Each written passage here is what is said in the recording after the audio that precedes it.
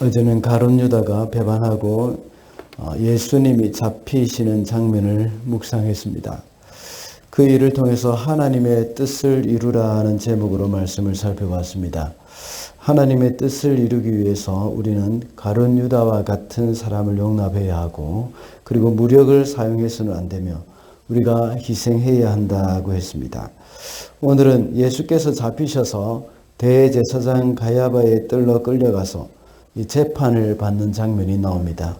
이 재판은 여러 부분에 있어서 불법으로 행해지는 재판이었습니다. 사실은 이 재판은 바로 밤에 열리지 못하게 되어 있습니다. 그러나 급한 대로 대제사장 가야바는 종교 지도자들과 함께 모여서 이 예수를 죽일 수 있는 좋은 기회를 놓치고 싶지 않았던 것입니다. 그래서 급하게 한밤중에 재판을 열었던 겁니다. 그런 재판이 적법하게 진행될 리가 없는 것입니다. 그러나 하나님에 대한 그에 대한 그러한 반역적인 행위 가운데서도 역시 하나님의 뜻은 이루어져 갔습니다. 우리는 하나님의 뜻을 이루기 위해서 무력을 사용해서는 안 된다고 했는데, 악한 그런 사람들은 항상 이런 부당한 힘을 사용해가지고 자신의 뜻을 성취하려고 했지만, 결국 하나님은 그런 불의함 가운데서도 역시 자신의 뜻을, 예수님의 당신의 뜻을 이루신다는 겁니다. 그래서 오늘은 이 불의한 재판이라는 제목으로 말씀을 살펴보겠습니다. 첫째로, 불의한 재판에도 오히려 예수님의 결백이 드러났습니다. 59절과 61절까지인데요. 제가 한번 읽어보겠습니다. 대제사장들과 온 공의회가 예수를 사형에 처하려고 그분을 고발할 거짓 증거를 찾고 있었다. 많은 사람이 나서서 거짓 증언을 하였으나 쓸만한 증거는 찾지 못하였다. 그런데 마침내 두 사람이 나서서 말하였다. 이 사람이 하나님의 성전을 허물고 사흘 만에 세울 수 있다고 하였습니다. 대제사장들과 종교 지도자들은 예수님을 이 공의회에 세웠다고 말하고 있습니다. 여기서 말하는 공의회라는 것은 산헤드린 공의회를 말하는 겁니다. 그때 당시 공의회는 70명의 회원으로 구성되어 있는데, 그날 밤에 모인 사람들 중에서 아리마대 사람 요셉이나 니고데모 같은 사람은 참석하지 않았다고 볼 수가 있습니다. 왜냐하면 누가복음 23장 51절에 보면 그들이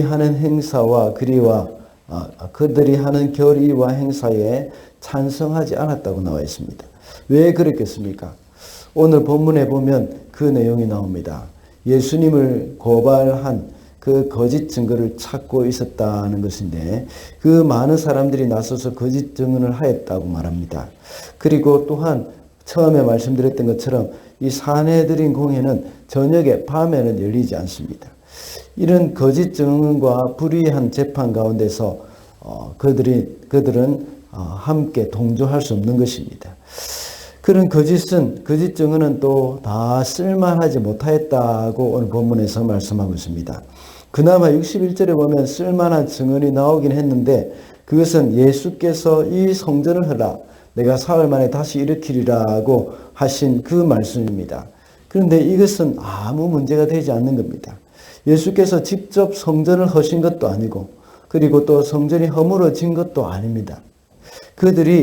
너희들이 만약에 성전을 허문다면 내가 사흘 만에 다시 짓겠다 하는 그 말씀이었습니다. 겨우 쓸만한 증언이라는 것이 바로 이 정도였습니다. 그러니 아무런 필요 없는 그런 거짓 증언이 얼마나 많았겠습니까? 예수님께서 이런 말씀을 성전을 헐라 내가 사흘 만에 다시 짓겠다 하는 이 말은 전혀 문제가 되지 않는 것이었고, 또한 예수님도 역시 실제로 성전을 허물거나 돌에 흠집 하나 낸 것이 없었죠. 이렇게 불의한 재판은 오히려 그들의 죄성만 드러나게 된 것입니다. 그런가 하면 반대로 예수님의 결백이 나타나고 마는 겁니다.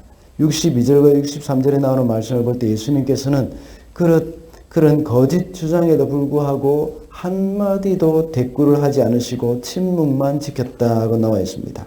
결백에 대해서 굳이 주장하지 않고 침묵만 해도 이 결백은 드러난다는 겁니다. 우리가 살아가는 사회에서 전혀 상관없는 헛된 소문이 나돌 때가 참 많습니다. 사람들은 나를 모함하고 별 이상한 소문이 나돕니다. 거기에 대해서 일일이 대응할 필요가 없습니다. 우리 주님처럼 침묵하면 됩니다.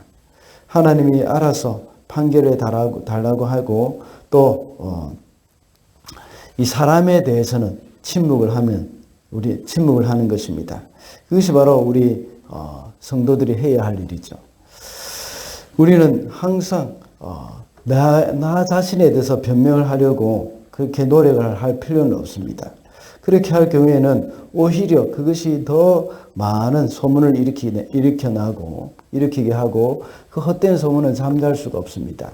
우리는 우리에게 있는 헛된 소문, 잘못된 그런 이야기, 이것을 잠재울 수 있는 가장 좋은 방법은 바로 침묵을 지키는 겁니다.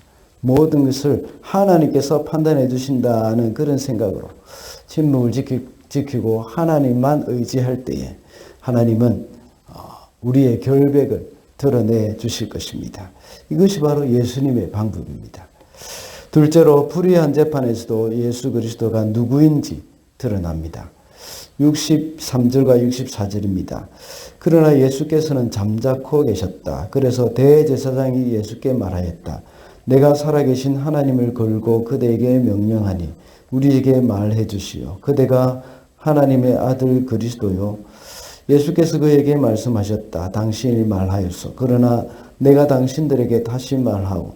이제부터 당신들은 인자가 권능의 보좌 오른쪽에 앉아 있는 것을 하늘 구름을 타고 오는 것을 보게 될 것이요. 이렇게 모든 거짓 증언이 아무런 효과가 없을 때에 대제사장이 예수께 단도직입적으로 묻습니다. 그것은 하나의 유도 신문이었던 것입니다. 그 질문은 그대가 하나님의 아들 그리스도시요 하고 묻는 질문입니다. 이렇게 함으로 어떻게 해서든지 예수님을 처벌하기 위해서였습니다. 이때 예수님의 대답은 다니엘서 7장 13절의 말씀을 인용해서 대답하셨습니다. 다니엘서 7장 13절에는 이렇게 기록되어 있습니다. 내가 또 밤 환상 중에 보니 인자 같은 이가 하늘 구름을 타고 와서 옛적부터 항상 계신 이에게 나아가 그 앞으로 인도되매 라고 기록되어 있습니다. 이것은 예수님에 대해서 메시아에 대한 예언의 말씀입니다. 이것이 예수님에게 성취되었다는 것을 말씀하고 있는 겁니다. 예수님은 지금까지 거짓 증언에 대해서 침묵하셨습니다. 그때는 아니라고 말씀하셔야 되는데 그 예수님께서는 침묵하신 겁니다. 그래야 재판에서 아니라고 말씀하셔야 재판에서 유리한 그런 작용을 합니다.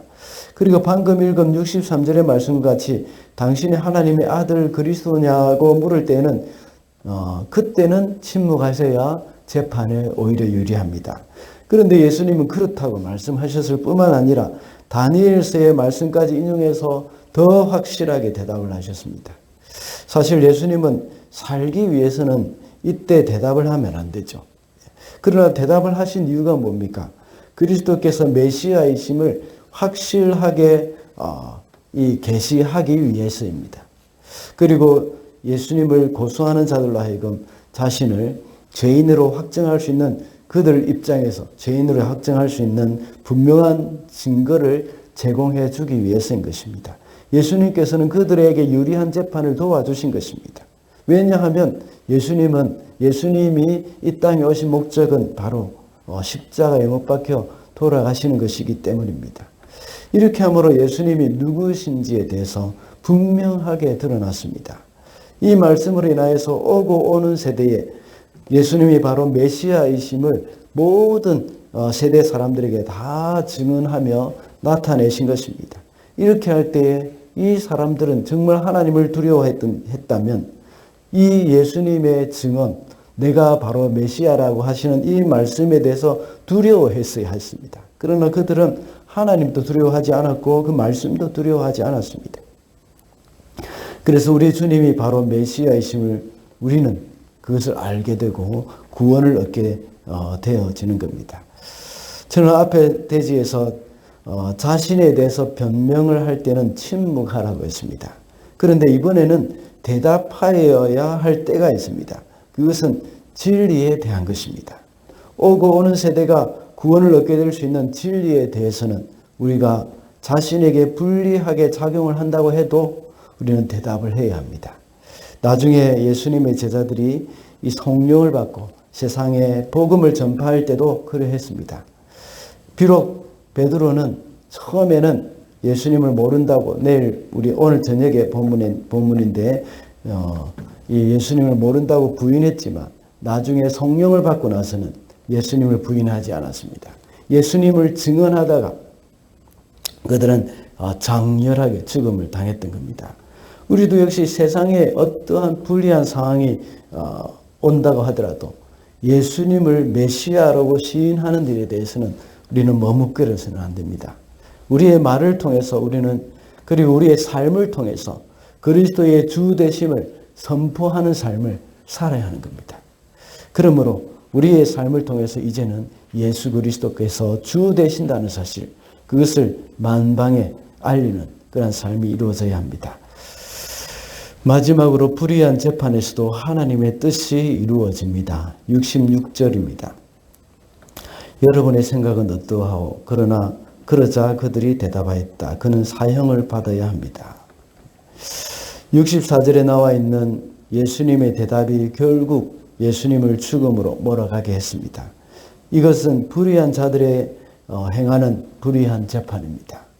이 불의한 자들은 예수님을 죽이면 모든 것이 끝이 날 것이라고 생각했습니다. 지금까지 대제사장과 종교 지도자들은 모든 사람들로부터 존경을 받아왔습니다. 그런데 예수님은 종교 지도자들의 잘못을 드러내셨습니다. 그래서 종교 지도자들은 예수님이 눈의 가시처럼 여겨졌던 겁니다. 예수님만 죽이면 모든 문제가 해결되고 전과 같이 그들은 사람들 위에 군림하면서 살 수 있을 것이라고 생각했습니다. 이렇게 인간들의 악한 의도로 행한 일이 결국은 하나님의 뜻을 이루는 일에 사용되었습니다. 그렇다고 해서 그들의 결정이 옳다거나 또 그들의 행위가 하나님께 인정을 받을 수 있다는 것은 아닙니다. 하나님은 이들의 악한 행위가 아니라도 예수님을 십자가에 돌아가시게 할 수 있는 그런 분이십니다. 가룟 유다가 아니었다면 예수님을 팔 사람이 없었다고 생각할 수도 있습니다. 그러나 그것은 잘못된 것입니다. 그리고 예수님의 십자가에 못 박혀 돌아가시는 일은 일어날 수 없었다는, 만약에 가룟 유다가 없었다면 이 예수님은 십자가에 못 박혀 돌아가지 않았을 것이라는 그런 생각 또한 잘못된 것입니다. 몇 주 전에 살펴봤던 것처럼 요셉의 형들은 요셉을 이집트로 팔지 않았더라도 요셉이 이집트의 이 총리가 될 수 있는 방법은 얼마든지 있습니다. 그들은 이 사내들인 공회원들처럼 유대의 종교 지도자들처럼 요셉이 없어지면 다 해결될 줄 알았습니다. 그러나 그것은 이 잘못된 생각이었던 겁니다. 요셉을 시기하고 질투해서 팔아버렸지만 하나님께서는 그들의 악을 사용하셔서 하나님의 뜻을 이루신 것입니다. 오늘 본문에서도 역시 하나님은 이러한 인간의 불의한 재판을 이용하셔서 예수님을 사람을 모든 인류를 구원하는 그러한 대속의 제물로 세우는 데에 그 하나님의 뜻을 이루셨다 하는 것을 알 수가 있습니다. 말씀을 맺겠습니다. 오늘은 불의한 재판이라는 제목으로 말씀을 살펴봤습니다. 불의한 재판에서도 오히려 예수님의 결백이 드러났습니다. 그러므로 우리의 억울함을 스스로 변명하기보다는 하나님께서 해결해 주시도록 하나님만 신뢰해야겠습니다. 또한 불의한 재판은 예수 그리스도가 누구인지 드러났습니다. 예수님이 당신이 죽을 수도 있다는 것을 알면서도 진리에 대해서 바로 대답을 하셨던 것처럼 우리도 역시 어떤 불이익이나 희생이 있더라도 진리에 대해서 예스라고 말할 수 있는 사람들이 되어야겠습니다. 그리고 불의한 재판에서도 하나님의 뜻은 이루어진다고 했습니다. 하나님은 인간의 완악함도 하나님의 뜻을 이루는 도구로 사용하시기 때문입니다. 그러나 우리는 완악함으로 인하여서 악의 도구로 사용되는 일이 없도록 해야 합니다. 오늘도 전지전능하신 하나님 앞에 의의 도구로 쓰임을 받는 저와 여러분이 되시기를 바랍니다.